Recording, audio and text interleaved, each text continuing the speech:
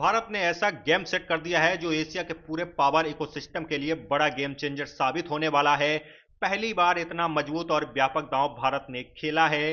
हिमालय की चोटियों पर अक्साई चीन और डोकलाम जैसे विवादों के सहारे भारत पर दबाव बनाने की चीन की पुरानी रणनीति अब पहले जैसी असरदार नहीं दिख रही है। दूसरी तरफ इंडोनेशिया से लेकर म्यांमार, फिलीपींस और अब थाईलैंड तक भारत ने ऐसा सामरिक नेटवर्क तैयार कर दिया है जिसने बीजिंग में हड़कंप मचा दिया है। दोस्तों, जरा सोचिए, अगर किसी देश की सबसे बड़ी ताकत उसके व्यापारिक समुद्री रास्ते हों और वही रास्ते उसके लिए सबसे बड़ा सिरदर्द बन जाएं तो क्या होगा। यही सवाल आज चीन को बेचैन कर रहा है। थाईलैंड से आई ताजा खबर ने पूरे एशिया के पावर गलियारों में हलचल मचा दी है। बांग्लादेश, पाकिस्तान और नेपाल के जरिए भारत पर दबाव बनाने की चीन की कोशिशों के बीच भारत ने बड़ा दांव खेल दिया है। पिछले कई वर्षों से भारत लगातार इस दिशा में काम कर रहा था कि हिंद प्रशांत क्षेत्र में ऐसे रणनीतिक साझेदार तैयार किए जाएं जिनके जरिए चीन के अहम समुद्री चोक पॉइंट्स पर कूटनीतिक और सामरिक दबाव बनाया जा सके। दोस्तों, चीन को सबसे बड़ा डर हमेशा से मलक्का स्ट्रेट को लेकर रहा है। यही वजह है कि बीजिंग ने अपने नौसेना पर रिकॉर्ड निवेश किया और दुनिया की सबसे बड़ी नौसैनिक शक्ति खड़ी करने में अरबों डॉलर झोंक दिए, क्योंकि चीन जानता है कि उसके ऊर्जा आयात और व्यापार का बड़ा हिस्सा इसी समुद्री मार्ग से होकर गुजरता है। लेकिन अब जो खबर सामने आई है उसने ड्रैगन को बेचैन कर दिया है। दरअसल हाल ही में प्रधानमंत्री मोदी ने इंडोनेशिया का दौरा किया था, जहां दोनों देशों के बीच कई अहम समझौते हुए।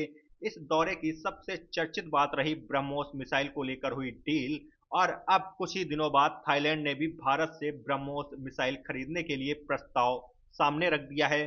दोस्तों, इसे सिर्फ हथियारों की खरीद फरोख्त समझने की गलती मत कीजिए। इसके पीछे छिपा है एशिया की नई रणनीतिक शतरंज का सबसे बड़ा दांव। भारत के लिए थाईलैंड कोई साधारण देश नहीं है। उसकी भौगोलिक स्थिति उसे हिंद प्रशांत की रणनीति में बेहद महत्वपूर्ण बनाती है। जरा नक्शे पर नजर डालिए। एक तरफ इंडोनेशिया, दूसरी तरफ थाईलैंड और आगे फिलीपींस। इन देशों के साथ भारत की रक्षा साझेदारी जितनी मजबूत होगी, उतना ही हिंद प्रशांत क्षेत्र में भारत का सामरिक प्रभाव बढ़ेगा। अगर भविष्य में इन देशों के पास भारतीय ब्रह्मोस जैसी क्षमताएं होती हैं तो दक्षिण चीन सागर के आसपास भारत के करीबी साझेदारों की रक्षा क्षमता मजबूत होगी। यह केवल मिसाइलों की तैनाती का मामला नहीं है, बल्कि भरोसे, साझेदारी और रणनीतिक संतुलन का संकेत है। दोस्तों, अगर आप सोच रहे हैं कि भारत तो सिर्फ हथियार बेच रहा है, फिर चीन को परेशानी क्यों होगी, तो इसका जवाब बेहद सीधा है। रक्षा सौदे केवल व्यापार नहीं होते, बल्कि उनके साथ बनता है दशकों तक चलने वाला सामरिक विश्वास, संयुक्त सैन्य अभ्यास, तकनीकी सहयोग और कूटनीतिक तालमेल। यही कारण है कि चीन वर्षों से पाकिस्तान और बांग्लादेश जैसे देशों को हथियार देकर अपना प्रभाव बढ़ाता रहा है। अब भारत भी अपने मित्र देशों के साथ रक्षा सहयोग बढ़ाकर क्षेत्रीय शक्ति संतुलन को नई दिशा देने की कोशिश कर रहा है।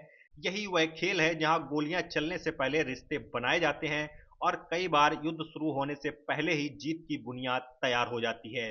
अब जरा आगे की तस्वीर भी समझिए।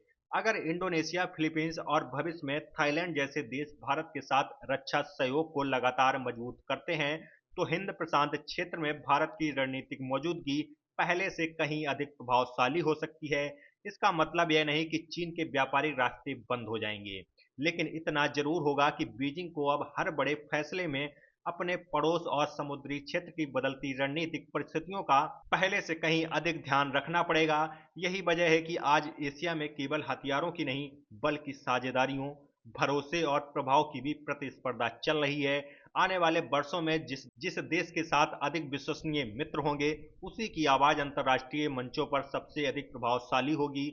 और भारत जिस तेजी से अपने रक्षा निर्यात, समुद्री सहयोग और कूटनीतिक रिश्तों का विस्तार कर रहा है, उसने हिंद प्रशांत की इस नई शतरंज को पहले से कहीं अधिक दिलचस्प और निर्णायक बना दिया है।